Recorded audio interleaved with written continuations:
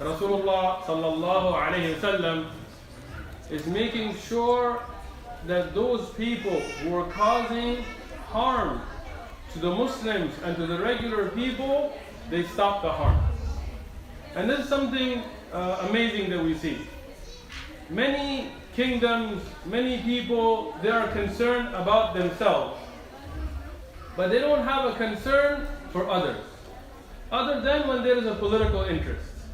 Yani, if you see in our times, if there is a country, not going to name any countries, but if it has a lot of oil, and there's any reason, quickly world powers are there with militaries and coalitions and drones and everything to try to liberate the country. At the same time, if you see a country like Rwanda, a country that went through a horrible genocide, where the Hutus and the Tutus or Tutsis, these tribes were at war, and the Tutsis were being slaughtered by the Hutus or Hutus. It was a horrible massacre. More than 1 million people, according to some of the statistics, were killed. Some of the statistics less and more. But it was a genocide. And many of the church elders in Rwanda were involved in the genocide. You can read the UN reports, where they would get the Tutsis, and they would tell the Hutus that they are in the church, come kill them. This is the UN reports, you can check it. And a horrible genocide went on, and the whole world watched. Nobody did anything. Why? Apparently Rwanda doesn't have oil. But if in another country there just happens to be a leader that you can find any excuse not to like, immediately there's a war there. But Rasulullah sallallahu alaihi wasallam, he was not like this. He wanted peace for the people. So what happened after Dhatul Riqa, there were bandits and different tribes that were causing problems. And Rasulullah sallallahu alaihi wasallam, he gave them warnings to stop those problems. One of those that we find is in a place called Cave. In some of the books of Seerat, it's called Kuwait bil Dhamma al al-Kaf. But like Ibn Hajar al-Asqalani in Fath al-Bari, he says, لا, هو فتح على الكاف Cave. Al-Cave, this was an area, and there was a tribe, Banu Mulawih. Mulawih was the people, Banu Mulawih, and the area is called Al-Cave. And these people, they started to attack caravans, and they would rob from the people. And they attacked some of the Sahaba, and they made them shuhada. Yani subhanallah, the Sahaba radiallahu anhum are not bothering them, there's no problem. But they would do this type of banditry, where they would attack and they would kill people and rob their money and disrespect the people and other harms that went on. Not just for the Muslims, but for the awam, for the regular people as well. Rasulullah sallallahu alaihi wasallam, he sent them a warning. The hadith that's reported in Sunan Abi Dawud, and there is some kalam on the sanad of it, but it has shawahid from the Muslim Imam Ahmad. Ibn Hajar has mentioned Al-Isaba, Ibn Sa'ad in his Tabaqat, and Al-Bayhaqi in Dalal al-Nabuwa. It mentioned that Rasulullah sallallahu alayhi wasallam, after warning this tribe and seeing they continued to harm the people, and they made shaheed some of the Sahaba, he sent Ghalib ibn Abdullah radiyallahu anhu. Ghalib ibn Abdullah radiyallahu anhu was a great Sahabi, a great warrior. Rasulullah sallallahu alaihi wasallam made him the Amir of the army. And he sent very few people with him. Different numbers came in the books of Tariq, but we know that there were few. But they were sent to warn this tribe to stop this kind of killing. On their way, they met a man from the tribe that they're going to. Yani he is from the people that they are going to go fight. And his name is Al-Harith ibn Malik. I found in some of the books of Tariq, they have Al-Harith ibn Aus. But this is a mistake. as Ibn Kathir and others have pointed out, his name was Al-Harith ibn Malik. When they caught him, he was coming out from the area. And because it was a time of war and he saw them, they were afraid that he may take the news and then the element of surprise in war, which is important, would be taken. So they captured him. Al-Harith ibn Malik, he told Ghalib ibn Abdullah that I am coming out to give bay'ah to Rasulullah sallallahu alaihi wasallam. Yani I'm a Muslim now. Even though this qabila were not Muslims, but he claimed that he was coming out to become a Muslim. Ghalib ibn Abdullah, he told him, your Islam we don't doubt, but we are going to confine you until we know better. And there's very important fiqh here. Yani, as a Muslim, we should not doubt anybody's Islam. But at the same time, there may be a need to confine somebody to stop the darar or to see if this is true or not. Yani, if somebody commits a crime, can you hold them until the crime is proven or not? In Sharia, yes. You can hold them. It doesn't mean they're guilty, but you can hold them. In the Sharia, we don't really have long prison terms. Islamic Sharia is a beautiful thing. You don't just put somebody all their life sitting in a prison, costing taxpayer money, not benefiting society, not benefiting him any. In Sharia, if somebody does a crime, they have their hudud, they have their punishment, khalas, they're done. Hopefully they go back, learn a lesson from whatever they were with, and they go back to being productive members of society. And if they're not, then they're punished again. But either way, just to imprison somebody for long periods of time, it doesn't benefit anything. It doesn't benefit the person, except to make him a worse criminal than when he first went into prison, as we see in the United States and other places. So here, the Sahaba, they held him and later they left him, after the fear that he would harm the Muslims was gone. Here, Ghalib radiallahu anhu, he sent a Sahabi. His name is 𝐿jundub ibn Makith. 𝐿jundub ibn Makith, he was a great Sahabi, a great warrior, and he was sent by Ghalib radiallahu anhu to go and find out what's going on. Just to, as a mission of intelligence gathering or spying, trying to figure out what's going on with the enemy. 𝐿jundub radiallahu anhu, he narrates a hadith himself. He says, I went ba'd al-asr, yani after the time for asr, so it was getting to be dark. 𝐿jundub ibn Makith, he said, I went and it came to be the time of Maghrib. Yani it was becoming very dark, but there was a little bit of light. And I hid by a rock to get very close to the enemy. And he said, I could hear one of the households speaking, a man and a woman speaking. I was close enough that I could hear them, because I wanted to get the news for the Muslim army. So now, the man, he saw 𝐿jundub radiallahu anhu. But because it was almost Maghrib time, and he couldn't see very clearly, he wasn't sure if it was a person or an animal. He just saw a figure behind or on the side of a rock. So 𝐿jundub radiallahu anhu said, I could hear him talking to his wife, who told him, is there somebody there? So I laid still, because I knew if I moved, they would realize I'm there.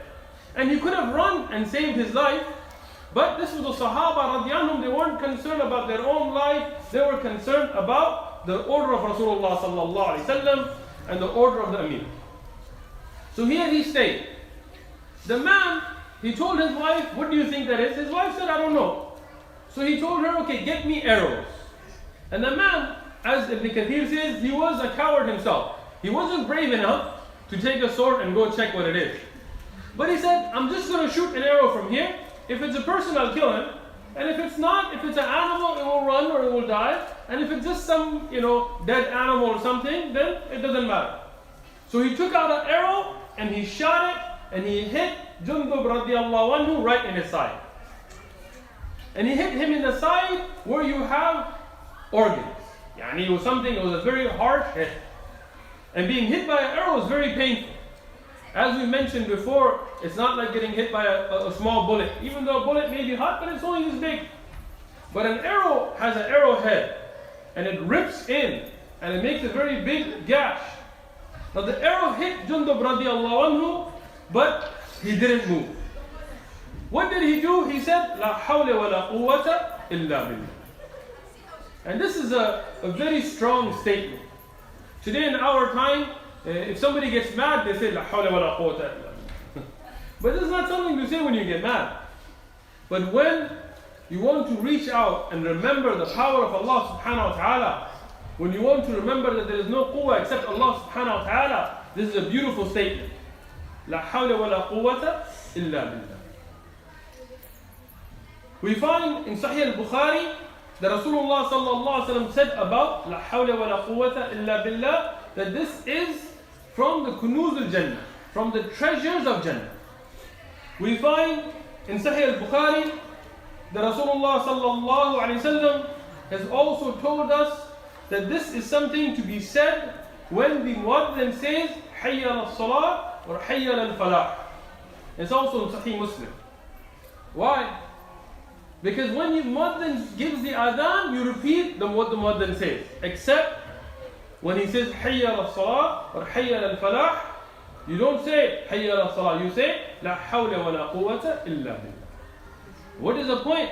Because the muaddin, when he says the shahada, you take the shahada with him. When he says takbir, you say takbir.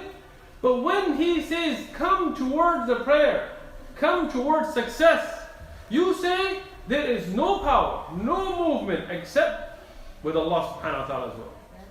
To remember that it's not like, okay, I just want to go for salah, so I have the ability, I've got a nice car, I'm close to the masjid. No. There is no movement except by the power of Allah subhanahu wa ta'ala. You can't make it for salah except if Allah subhanahu wa ta'ala wills it. It's a very strong message to be taken there. Also, before going to bed and after or when in bed, if somebody turns sides, as mentioned in the hadith in Sahih Muslim, that when somebody turns sides at night, for them to say لا حول ولا قوة إلا بالله. Also, when after the salah, to say لا حول ولا قوة إلا بالله is also mentioned in a hadith in Sahih Muslim. So many of these times you find this beautiful statement. Now this Sahabi, he said it, understanding that nothing can harm him except by the will of Allah subhanahu wa ta'ala. Then that man, he shot a second arrow. He saw that whatever it was didn't move, but he wanted to make sure he shot a second arrow. Jundub radiyallahu anhu says it hit me in my shoulder. So one in the side, second one in the shoulder. He said, I felt the pain through my body, but I didn't make a movement. SubhanAllah. Imagine getting hit by arrows and you're not even flinching. It's a very difficult thing to do. But Jundub ibn Makith radiyallahu anhu, he didn't move. That man, he told his wife, and Jundub radiyallahu anhu can hear them. He says, this could not be a human being. SubhanAllah. This was the Sahaba, they were such superheroes. You know, like people nowadays make up fake superheroes and, you know, little tight underwear that they wear outside their clothes like Superman, and, you know, people that want to be bats or cats or something stupid. And our little kids are looking up to these people. We should look up to the Sahaba. They were real life superheroes. He was hit by these. The man said, this could not be a human because I hit him twice and I saw it pierce, and if it was a human, there is no doubt he would be running, bleeding in pain. He said, there's probably a dead animal that fell on the rock, and I've hit it. He told his wife, just make sure that tomorrow, don't go at night, they're scared. He said, but tomorrow, get my arrows back so that stray dogs don't take them and stuff. We don't want to waste the arrows. So they went in. Jundub radiyallahu anhu, as he mentioned the hadith himself, he said, I went out and now it was dark. And I went and I saw where their defenses were, and I saw where the people were, and I saw where their arms were, and their weaponry, and I went back to Ghalib radiyallahu anhu, and I gave him my report. And he said, I was still bleeding. SubhanAllah. Ghalib radiyallahu anhu, he took Jundub and he took the rest of the men that were with him, and he went and attacked before Fajr. And it was a very successful attack. The people, they ran and they left their wealth, and they left their weaponry, and they left their positions, the men and women, and everybody ran. So here, the Sahaba radiallahu anhum, they were victorious. They took the ghanaim, they took the animals and the weaponry and the things that were left behind, and they started to go back towards Al-Madinah. But what those people did is they went out to the other bigger villages around. And they gathered a huge army right away. And this was in their land. And they brought many different tribes from different villages, and they started to come after the Sahaba. As I mentioned, the Sahaba were very few in number. And now they had Ghanaim, so they have all these things they're trying to take care of as well. And when they saw the big army coming after them, they started to move faster, but the army was moving faster than them. Because it was their lands, they knew how to navigate better. So Sahaba radiallahu anhum, as Ibn Hajar has mentioned, they turned to Allah subhanahu wa ta'ala and they started to make dua. They started to ask Allah subhanahu wa ta'ala. And it's a lesson for us. When you see very difficult odds, turn to Allah subhanahu wa ta'ala. As the hadith mentions, Ibn Kathir has been mentioned in Bidayah al-Nihaya and other books as well, al-Dhahabi as well. He said that the Sahabi himself says that there were no clouds in the sky. And there was no rivers or creeks. But we crossed a valley and a huge flood came. SubhanAllah. Al-Bayhaqi mentioned that this is from the miracles of the Sahaba. Yani Rasulullah sallallahu alaihi wasallam has his own miracles, but the Sahaba radiallahu anhum have miracles as well. Because the nusra of Allah subhanahu wa ta'ala is with the believers. So here Allah subhanahu wa ta'ala brought a miracle. No rain, no clouds, no creeks, no rivers, but a huge flood came that flooded the valley, and the Sahabi says we could see them across behind us in the valley trying to shoot arrows towards us, and they could not get to us. And Allah subhanahu wa ta'ala protected them. They went back to Rasulullah sallallahu alaihi wasallam. Al-Harith radiallahu anhu, Ibn Malik, he was allowed to go free as a Muslim, accepted amongst the Brotherhood of Islam. Now we see a few lessons to take from this. The first, when somebody kills a Muslim and harms people, to stop that harm is permissible in Islam. This is an offensive battle, and this is permissible in Islam. The blood of the Muslim is valued. Secondly, the patience of Jundub radiallahu anhu. The patience of those Sahaba, but then the miracles of Allah subhanahu wa ta'ala that came to them because of their patience. Next, Rasulullah sallallahu alayhi wasallam sent out Abdullah ibn Hudhafa radiallahu anhu in another raid. In this raid, the Sahaba were successful, but what is important, and there are 12 battles that the Sahaba fought. I'm going to mention just a few of them, what is beneficial for us here. What is important is what is mentioned in Sahih al-Bukhari. Abdullah ibn Hudhafa radiallahu anhu, he had the jama'ah, he had the group with him. And he was assigned to be the Amir of the jama'ah. And we know obedience to the Amir is no doubt something in Islam. But Abdullah radiallahu anhu, he became frustrated with the jama'ah. He was human. When he got to a point of frustration, he told them, gather wood. They obeyed him, they gathered wood. He told them, light a fire. They lit a fire. He told them, jump in it. He was upset. Humans. He made a mistake. Now the Sahaba radiallahu anhum, they were very obedient. Some of them, they said, he's the Amir, he's assigned by Rasulullah sallallahu alaihi wasallam, we should jump in it. Others, they said, no. We became Muslim to save ourselves from the fire. So why would we jump in? So they made ijtihad and they decided not to obey their Amir. And when they went back to Medina, Rasulullah sallallahu alayhi wasallam, he told them that if you had jumped in it, you would not have come out of it. Yani you would have ended up in the nar of Jahannam. And it's a very important lesson. The Rasulullah sallallahu alayhi wa sallam, hadith al-Bukhari, he says, إِنَّمَا أَتَّعْ فِي الْمَعْرُوفِ. Verily, the obedience is in what is good.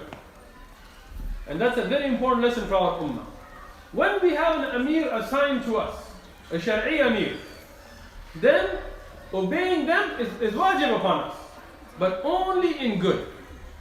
If somebody, and this is, here in the hadith we're talking about an Amir that was set by Rasulullah sallallahu alaihi wasallam. Not just some guy, maybe he was in San Diego for a long time and now he's Amir Sahib and Amir Sahib. And now he tells you divorce your wife, and you're like, I gotta obey the Shura. He tells you beat up that Muslim, I gotta obey the Amir. No. At-ta'a bil ma'roof. There's a hadith, sahih. Even if the Amir is assigned by Rasulullah sallallahu alayhi wasallam, there is no obedience in sinning. There is no obedience in the disobedience of Allah subhanahu wa ta'ala. You don't obey the makhluk in the disobedience of the Khaliq. And that's a very important lesson for us to learn in our practical day-to-day life and what we see in the seerah of Rasulullah sallallahu alayhi wasallam. I want to make a couple of other observations. Why? Because we want to take a lesson into our life. First thing we discussed about the Amir. But another issue to understand is even if a government tells you, a Muslim government, to do something haram, you don't obey in that. If a Muslim Khalifa, Wali al-Amr, makes salah, he is a Muslim, we don't make khuruj on him, we don't start qital and killing and things, no. But if he tells you to go kill some Muslims, just for being Muslims, we don't obey in that. And this is not khuruj ala Wali al-Amr. And this is something to understand, that itta'a has to be fil ma'roof, not in harming. Because nowadays there are Muslims who, under the guise of saying that this is Wali al-Amr, they are torturing and killing and harming and butchering the Muslims for not doing anything except for being Muslim. And this is haram. At the same time, we have another extreme, that if they see a leader even make a mistake or sin or do some dhulm, they want to bring killing and khuruj and attacks and things, and this is also not permissible. The Ahl Sunnah wal Jama'ah are in the middle of that. They are in the middle path. We don't call for revolutions or killing against the Muslim leader, even if he's a zalim. But we also don't call for obeying him in that which is haram. Between that is the Ahl Sunnah wal Jama'ah. Next is the Sariyah of Umar ibn al-Khattab radiyallahu anhu. And Umar radiyallahu anhu, we know from the seerah and from other lectures and books that you have read, he had a great awe or a ru'b about him. Here, there were a people who started to rob and kill non-Muslims. Yani here, it was not an attack on Sahaba, but there were people who were bandits, who were killing people that were non-Muslim. But even for them, Rasulullah sallallahu alayhi wasallam, he sent Umar ibn al-Khattab radiyallahu anhu with 30 rakiban, yani 30 riders, people that were on camels or horses. And he sent them to a people called Banu Nasr. And the area is called Turaba, and this is close to Medina. Umar radiyan, he went very fast. Because they were riders, they went very fast. But when the people heard that Umar ibn al-Khattab radiallahu anhu was coming, even though he only had 30 men with him, and there were many more, subhanallah, from the name of Umar, they ran away. From the name of Umar, they ran away. And when Umar radiyan came, he seized what they had, and he told the people that from now on, we don't want to see this kind of harm to the people. And he brought peace and security, and he headed back towards Medina. And there was no fighting, just from the name of Umar. On the way back, there was another qabila that was causing problems, that was attacking caravans. And they had left their area because of drought. The Arab, many of them, they were nomadic people. They were Bedouins. So they would move from area to area. So they moved to another area, so they came in their path back to Medina. So Sahaba radiallahu anhum, and this mentioned by Ibn Sa'd in his Tabaqat al-Kubra and Imam al-Bayhaqi in his Dalal al-Nabuwa. The other Sahaba, they told Umar radiallahu anhu that these people are also causing the same problems, so let's attack them so that we can stop their harm. Umar ibn Khattab radiallahu anhu said no. He said we have to obey Rasulullah sallallahu alaihi wasallam. The mission that he sent us with, we will not decrease from it and we will not increase from it. Subhanallah. Look at the beautiful obedience of the Sahaba radiallahu anhu. When Rasulullah sallallahu alaihi wasallam gave an order, they didn't go past it and they didn't fall short of it. They obeyed it exactly. Here you could make ijtihad that look, they have the same ilal and they have the same problem and they have this, but Umar radiallahu anhu said no. We obeyed Rasulullah sallallahu alaihi wasallam. Today we lack this. The Sahaba had it, we lack it. Today we tell somebody Rasulullah sallallahu alaihi wasallam ordered like this, they say, but Maulana Fulan said this and Shaykh Fulan said that. No.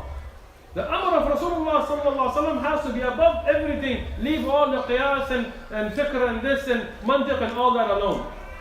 The clear daleel has to be obeyed. And here we find this from Umar radiallahu anhu. The next is again a Sariyah of Ghalib ibn Abdullah radiallahu anhu. Here Rasulullah sallallahu alayhi wasallam, he sent him to a place called Huraqa. Huraqa, as Ibn Hajar al-Asqalani mentions in Fath al-Bari, it's bil dhammat al-ha, even though in some of the books we find al-fatha al-ha, but this is a mistake. Huraqa was an area where there was a qabila, they were called Banu Uwa'il. Uwa'il, Ain, Waw, Alif, Lam. Banu Uwa'il. This was a tribe that lived there, and they decided to get people together to attack the Muslim caravans and others. Here, Ghalib radiallahu anhu was sent again from Rasulullah sallallahu alaihi wasallam, this time with 130 men. 130 men. And they're going out. Ghalib radiallahu anhu, before the attack, he gathered his people. And it's very important.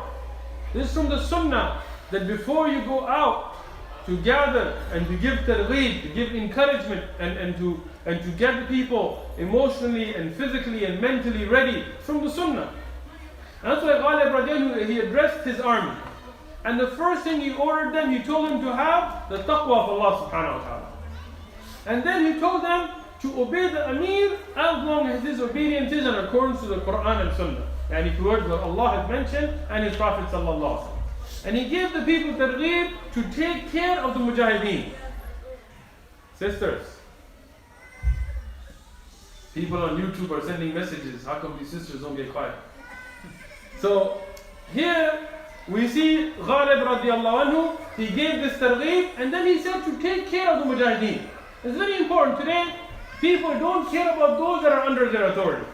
They don't care about their lives. They find them to be expendable because they're not their own kids, or expendable. But Rasulullah sallallahu alaihi wasallam and the Sahaba radiallahu anhu, they were very careful to take care of the lives of the people of jihad. Even though those people are ready for shahada, but here Rasulullah sallallahu alaihi wasallam and the Sahaba radiallahu anhu are taking care of their lives and taking care of their responsibility. So he assigned that everybody go in groups of 2, because the raid's at night and it's dark. So he said go with two people, so that each one can be aware of the other's ahwal. And the battle cry, the Sahaba radiallahu anhu, they used to have battle cries. The battle cry for this battle was Amit, Amit, which meant death, death. Now imagine the kuffar, as some of the books of Seerat mentions, many of them, they were drunk. And they were, planning an attack, they weren't expecting an attack. And they see the Sahaba with takbir, Allahu Akbar, yelling, death, death, death, running at them. So here, the people, they became afraid. And they started to run. And they started to be afraid. But the leader of their people, his name is Mirdas, and he was a mushrik, Mirdas, who was dharari, and he was somebody who caused a lot of harm to the Muslims. He was the one organizing the attack on Rasulullah sallallahu alaihi wasallam. And Mirdas was the one who used to curse the Prophet sallallahu alaihi wasallam. He used to use, Mirdas would use very harsh language against Rasulullah sallallahu alaihi wasallam. Very foul language, very bad words against Rasulullah sallallahu alaihi wasallam. And the Sahaba radiallahu anhum, they knew this and they loved Rasulullah sallallahu alaihi wasallam. And he was a kafir, mushrik, a dharari kafir, planning an attack on Muslims, harming Muslims. So here, when the Sahaba, they found him, they chased him. And he was fighting, but he became afraid. Hearing Amit, Amit, and he seeing the Sahaba with takbir, he ran. When he ran, 2 Sahaba went after him. An Ansari Sahabi and Usama ibn Zayd radiallahu anhu. Now who's Usama ibn Zayd? We discussed him many times. He is the son of Zayd ibn Haritha radiallahu anhu. And he was very beloved to Rasulullah sallallahu alaihi wasallam. And he was a very young Sahabi. His father used to be at the service of Rasulullah sallallahu alaihi wasallam. So you can imagine he's very young. But he sees this enemy of Allah and his messenger, the one who's orchestrating the attack against Muslims, the one who curses and uses foul language against the Prophet ﷺ, and he darts for him with the Ansari with him. But Mirdas, when he was caught, he said, Ashhadu an la ilaha illallah. When he said the Shahada, or La ilaha illallah, the Ansari, he put his sword away. He said the Shahada. Usama bin Zayd, he had a lot of love for Rasulullah sallallahu alaihi wasallam. It hurt him a lot when he heard the evil things that this man used to do and say. So he killed him. He said, this man, he's only saying this because we caught him. Otherwise, he was fighting us. I mean, until now, he was in the battleground against us.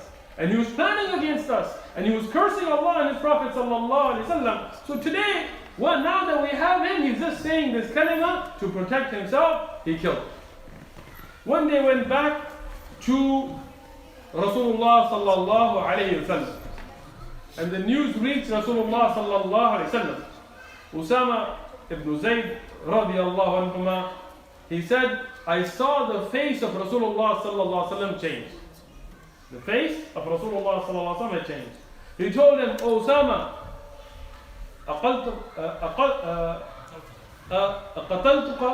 أقتلته وهو يقول لا إله إلا الله.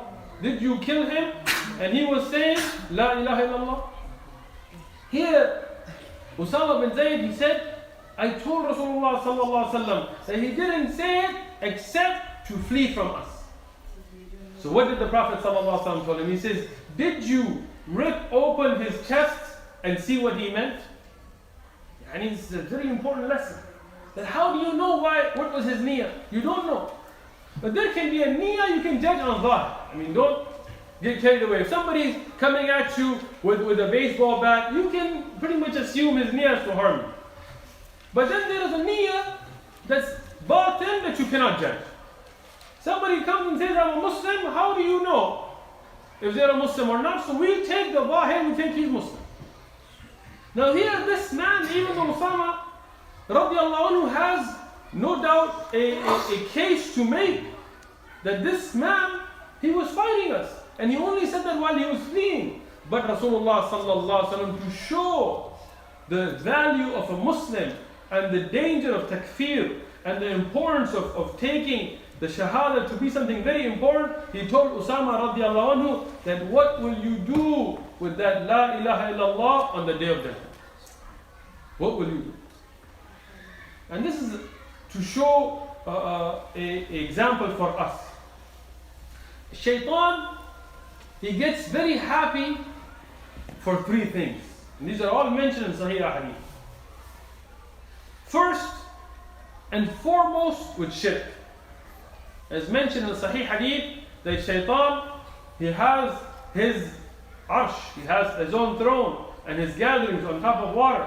And he has his shayateen, he has his little devilish minions. And he asks them, what have you done? And somebody will say, I made a person do this or that. And he will say, it's nothing much. And one will say, I made somebody make shirk. He tells him, you come here. And he embraces him and praises him. In another narration of the hadith, in the same wording, one says that I made a man separate from his wife. And Shaitan tells him, you come here. You're my man. You're doing it right. And embraces it. In another hadith, and all of these are Sahih hadith, there's no contradiction between them. The one who says, I made a Muslim kill another Muslim, Shaitan tells him, you come here. Good job. He becomes happy or happiest with these three things. And that's why we have to be careful of these three things. You don't want to make Shaitan happy. Why shirk? Because shirk is the ultimate dhulm, the ultimate oppression, the greatest sin. The one sin that you die with, there is no hope after that. If you die on it. Shirk al-akbar. And this is the worst of things. So Shaitan becomes happy. If somebody makes shirk, Even if in their ظاهر they become people of zuhud. Even if they're ظاهر, they're making a lot of salah, and they're making qiyam al-layl all night, and they're fasting every single day, and they're making adhkar with every breath. But they made shirk with Allah subhanahu wa ta'ala, shaitan is happy with them. If you see somebody who divorces his wife, or the wife divorces the husband, sometimes there are situations, I'm not saying, we're not Catholics here, we do believe that there is sometimes situations where you have to divorce. And the Sahaba radiallahu did. But shaitan becomes happy with the divorce. Why? It causes problems in the society. It causes problems in the upbringing of children. It causes problems in other matters of society. So shaitan, he becomes happy when the Muslims are divided and there are problems in society. So we should try our best to keep our marriages together. And when a Muslim kills a Muslim, this is one of the harshest of sins. After shirk, qatl is from the major of sins. As al-Zahabi has mentioned in his Kabair, after shirk. Why? Because there is no coming back from it. If you kill somebody, they're dead now. You can't even go and apologize to them. Yeah, you can go to the family and things, but you've ruined a family. You've taken a father or a mother or a son or a brother. So Islam protects the blood of a Muslim with a great protection. So these are things we should be very careful about. The Muslims were victorious in this battle, but this lesson became a very important lesson for Usama radiallahu anhu. Usama ibn Zayd was a great Sahabi, loved by Rasulullah sallallahu alaihi wasallam.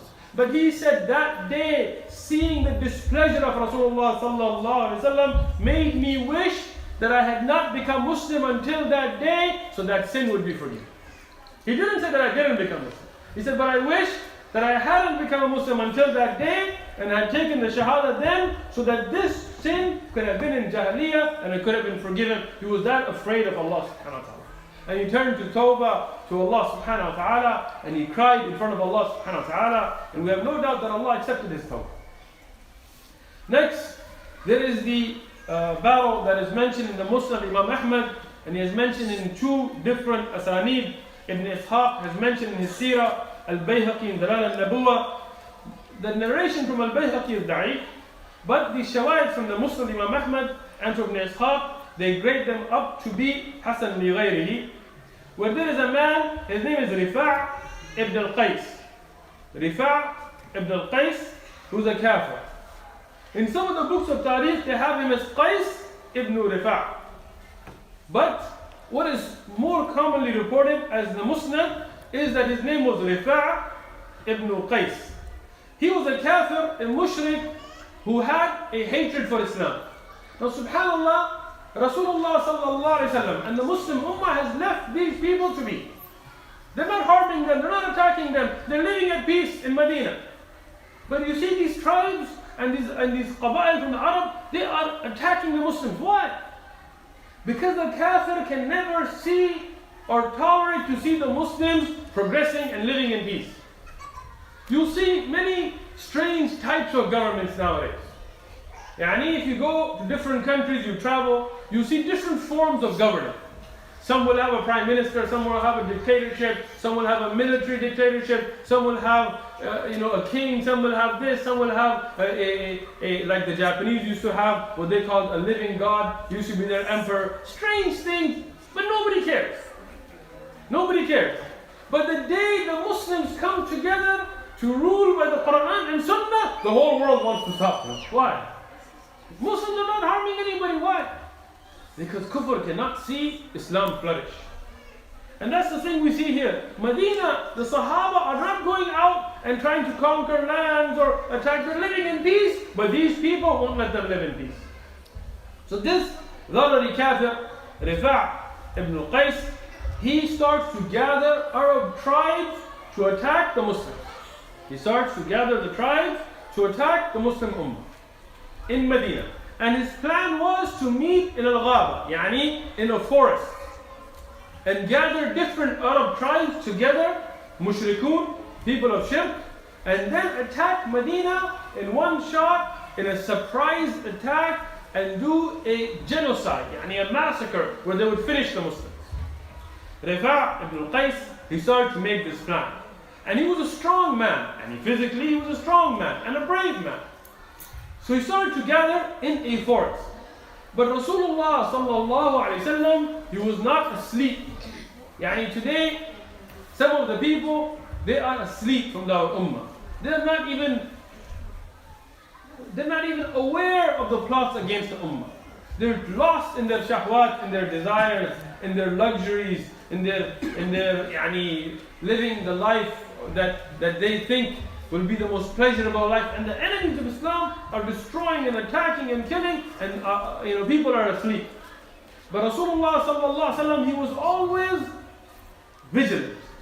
So his network of intelligence gathering, the spies of Rasulullah sallallahu alaihi wasallam, they brought the news to Rasulullah sallallahu alaihi wasallam, and Rasulullah sallallahu alaihi wasallam, he sent a great Sahabi, Abdullah ibn Abi Hadrad. Hadrad bil fatha al ha. He was a great Sahabi. You see some of the books in English, they have Hudrad, but this is a mistake. His name is Abdullah ibn Abi Hadrad. This Sahabi, he was a very brave man. And Rasulullah sallallahu alaihi wasallam sent him with only 2 people. And the whole army is how many people? 3 people. And as it's mentioned in the Muslim Imam Ahmad, that they only had 1 camel. And the camel was such that it wasn't a very strong camel. The Muslim mentions that when the Sahaba, they sat and they put their luggage, the camel couldn't get up. It needed help to get up. The Sahaba, they were walking and they had their goods on, their weapons and things on the camel, because it's a weak camel. And when they got to the ghaba, to the forest, to figure out what's going on, they found that Rifa' had gathered a large number of people. Now they didn't know. They didn't have satellite networks to get pictures and things. They didn't know how many people. They knew there was a plan, but they didn't know. But when they saw, it was a huge number of people. And these are only 3 Sahaba. So they made shura. Some of them, they said to Abdullah radiallahu anhu that we should go back and just deliver the news to Rasulullah sallallahu alaihi wasallam. But Abdullah radiallahu anhu said that Rasulullah sallallahu alaihi wasallam sent us to stop them, so we will stop them, even if we're only 3. Only 3 people. Now books of Tariq have different numbers for how many the enemies were. Some of them have 300, some of them 100, but they were very much outnumbered. But the enemy doesn't know they're there. So Abdullah radiallahu anhu tells the other 2 Sahaba that I will go from one side of the camp of the enemy, and this is in a forest, in the dark night. You guys go from the other side. It's Maghrib time, and it's getting dark. And when I say Allahu Akbar, you attack. No matter how many of them there are, no matter how armed they are, we will attack. Either we'll all become shuhada, or we'll go back as victorious. The Sahaba radiallahu anhu, they agreed. Only 3 of them, and they went to the different sides. Now, Abdullah radiallahu anhu, he's waiting for the right moment. And it's getting darker. When he hears Rifa' tell the people that we have some sheep and a shepherd that went out to graze that hasn't come back. Does anybody know where they are? His army, they tell him, we don't know. So he says, I'm going to go look for them. His army tells him, we'll go look for him. But Rifa', he was a man of kibr. Somebody can be brave, but with kibr, it does no good. Bravery for the sake of Allah is the only thing that is important. But he was a man who was brave. He had kibr, he had pride. He said, why should you go? I am the strongest of you, I will go. They said, okay, we'll go with you. He said, why would you go with me? You think I'm afraid? I'll go alone. So he goes out alone. Abdullah radiallahu anhu says, I was watching him, and I started to get closer and closer until he was close enough, and I shot him with an arrow that hit him right in his heart. SubhanAllah. Now this is in the dark, but he shot him with an arrow that hit him right in the heart. He said he fell without even making a noise. SubhanAllah. This is the kafir. I won't get any gun. He shot him with an arrow, he hit him in the heart, Rifa', he fell without even making a peep. Now the Sahabi, after seeing this, he turns, Abdullah, he turns to the camp, he says, Allahu Akbar, he attacks. And when he attacks, the other men, the other two Sahaba from the other side, they say, Allahu Akbar, and they attack. Now, there are only 3 men. And the 300 or so of the kuffar, they start to run. Because they hear takbir from different sides. And they keep telling each other, Indaka, yani, they're next to you, they're next to you. And each one of them, they start to run. And 3 people, they made 300 run that. And those kuffar, they dispersed. And the Sahaba, radiallahu anhuma, they were victorious. And 3 of them, they gathered the ghanaim and the camels and the goats and the sheep and all of that, and they brought it back to Medina. Now this Sahabi, Abdullah radiallahu anhu, he was a very poor Sahabi. In the hadith, as mentioned by al-Bayhaqi, before this incident, he went to Rasulullah sallallahu alayhi wasallam, and he told Rasulullah sallallahu alaihi wasallam that I've contracted nikah with a woman, but I don't have the money for the meher. Rasulullah sallallahu alaihi wasallam told him that if I had, I would give you. And the Prophet sallallahu alaihi wasallam, any time he had, he would give. But he told him, I don't have either. The Prophet used to always give away everything he had, so many times he sallallahu alaihi wasallam wouldn't even have anything for himself. This was the generosity of our Prophet sallallahu alaihi wasallam. So what is the solution? He didn't tell him, what you need to do is get money. And then you get somebody else's money, you get a pyramid. No. What was the solution? He told him, go jihad fi sabilillah. Subhanallah. He doesn't have any money. He just got married. And the solution is, go jihad fi sabilillah. Ajib. So he told him, Ya Rasulullah, yani sallallahu alayhi wa sallam, I don't even have anything to go jihad with. He said, go with yourself. So he just took his sword, they all had swords, and the Sahaba gathered some food and he went. And he was broke, he had nothing. And when he came back with the ghanaim, Rasulullah sallallahu alaihi wasallam gave him 13 camels. 13 camels was a huge thing at that time. And alhamdulillah, with them, he paid the meher, and he had much more, and he started business, and he became wealthy. Yani, not very wealthy, but he became well off. Ibn Hajar al-Asqalani in al-Isaba, when discussing the Sahabi, he says that this shows that Allah subhanahu wa ta'ala puts barakah in the rizq of the mujahid, in their life and in their death. And he shows this is the bab in al-Bukhari. The blessings that Allah subhanahu wa ta'ala gives to the mujahid in their life and their death. That's why we see many of the Sahaba, that they died with a lot of wealth, even though they didn't love the dunya. Because when you love the dunya and you chase it, it's like your shadow, it will only run from you. It will make you tired, but it will run from you. And when you leave it, and you turn to Allah subhanahu wa ta'ala and you walk away, like your shadow, it will follow you. It will come to you. Uthman radiallahu anhu gave away all his wealth. We'll discuss the book coming up. He gave away all his wealth. Allah subhanahu wa ta'ala blessed him with more. Abdurrahman bin Auf, he gave up all his wealth. He made hijrah. Allah subhanahu wa ta'ala made him the richest of people even after that. Talha and other Sahaba, will speak about them. But inshallah we'll end today with these battles. And inshallah in the next dars, we'll pick up with the end and the beginning of the Umrah of Rasulullah sallallahu alaihi wasallam. Because now it's the 7th year of Hijrah, and now coming up a year after the Hudaybiyah, the Sahaba are supposed to go back for the Umrah, inshallah ta'ala.